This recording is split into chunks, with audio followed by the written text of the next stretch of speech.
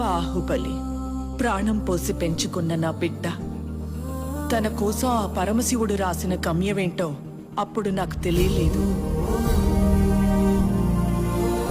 తన మరణం ఒక ముగింపు కాదు, ఓ మహాకార్యానికి ప్రారంభం. తన గమ్యం యుద్ధం, భూత వర్తమాన భవిష్యత్ కాలాలని శాసించి దేవాసుర సంగ్రామం. తప్పుకో విశాసుర, బాహుబలికి శిక్ష తప్పదు. సోదరా ఇంద్ర, నీకు బాహుబలి కావాలంటే నన్ను గెలిచి తీసుకో.